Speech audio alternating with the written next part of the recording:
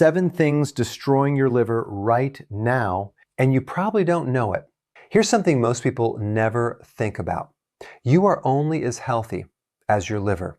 Your skin, that's your liver showing up on the outside. Your digestion, your blood clotting, your ability to detoxify, every poison that enters your body, all of it runs through this one 3-pound organ. And right now, there are things in everyday foods that are quietly destroying it. Today we're going through all 7. Let's get into it. Number 1, soy protein isolates. You'll find this in diet shakes, protein bars, protein powders, and veggie burgers. It sounds healthy. It is not. Here's the problem. To isolate protein from soy, manufacturers use a petroleum byproduct called hexane, a solvent and a known neurotoxin. That chemical residue ends up in the final product, and your liver has to deal with it. I saw this firsthand in my practice. Patients came in on a popular low-carb diet program, one that was packed with soy protein isolates. They lost weight, yes, but they didn't look healthy. Many developed serious liver inflammation, elevated liver enzymes, digestive issues, and gallbladder problems. When they stopped the program, everything cleared up. Before you buy any protein product, read the label. If soy protein isolate is on it, put it back. Number 2, fructose. This one surprises people, and I understand why. Because fructose has a low glycemic index score of just 19. Glucose sits at 100. So people see that number and think they're making a healthy choice. Here's what they don't understand. Fructose is not metabolized by your cells. It is only metabolized by your liver. Every gram of fructose you consume goes directly to your liver, and your liver alone has to process it. Over time, that creates fatty liver, insulin resistance, and a cascade of metabolic problems, regardless of what the glycemic index says. High fructose corn syrup is the worst offender, but agave nectar, which gets marketed as a health food, is roughly 70% fructose. Table sugar is 50% fructose. Even fruit contains it. And here's one more layer. Almost all high fructose corn syrup comes from GMO corn, which brings glyphosate exposure on top of everything else. Switch to stevia, monk fruit, or sugar alcohols like erythritol. Your liver will notice the difference. Number 3, vegetable oils. The name is misleading. There is almost no fat in vegetables. These oils don't come from leafy greens. They come from grains and beans.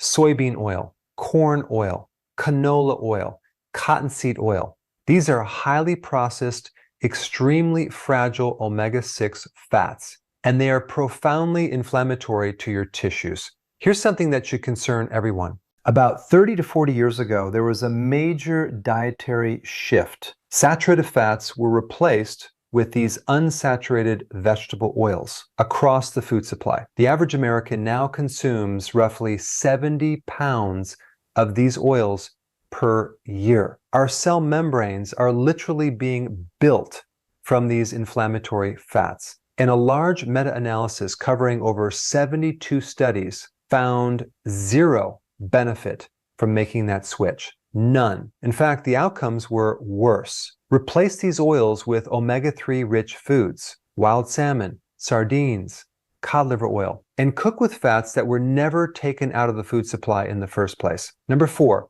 whey protein powder. Whey protein is the protein found in milk and dairy, extracted, concentrated, and stripped of virtually all its fat. And that last part is the problem. Nature packages protein with fat for a reason. When you pull the protein out and discard the fat, what you're left with is something inflammatory, difficult for the liver to process, and shown to raise inflammatory markers in the body.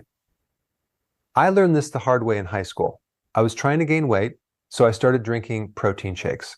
I got sick. And the combination of whey protein and the next item on this list was exactly why. If you're going to eat protein, eat it the way nature designed it, with the fat still in it. Number 5, maltodextrin.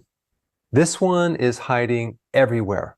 and most people have never heard of it. Maltodextrin is a synthetic sugar used as a filler, a drying agent, and a thickener. It shows up as the first ingredient in many protein powders. It's in vitamins, puddings, protein bars, post-workout gels, and even products labeled as keto-friendly. Here's why it's so dangerous. Glucose has a glycemic index of 100. Maltodextrin ranges from 110 to 119. It is worse for your blood sugar than pure sugar. It makes your liver fattier. It spikes your insulin, and it often comes from GMO corn or wheat, which means more glyphosate exposure on top of everything else. Check your labels. It's in more products than you think, including Splenda. Number 6, aflatoxins.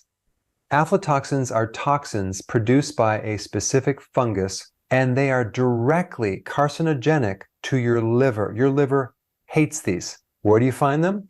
Primarily in peanuts and corn, especially when stored in warm, humid conditions. If you eat peanut butter, make the switch to organic Valencia peanut butter. Valencia peanuts are naturally drier and significantly less prone to aflatoxin contamination. It's a small change that makes a real difference. And if you're still consuming corn regularly, this is one more reason to reconsider. Number 7, MSG. Monosodium glutamate. It's a flavor enhancer, and it's in far more products than most people realize. Fast food restaurants use it because it makes you eat more. It's in Chinese food, pork rinds, commercial cottage cheese, and hidden under names like modified food starch on ingredient labels. MSG causes fluid retention. It drives overconsumption, and it is directly toxic to the liver. When patients in my practice complained of feeling sick, I always ask the same 2 questions. When did it start? And what did you eat just before that? There was almost always something on this list that they hadn't noticed. They just hadn't made the connection yet. Read your ingredients.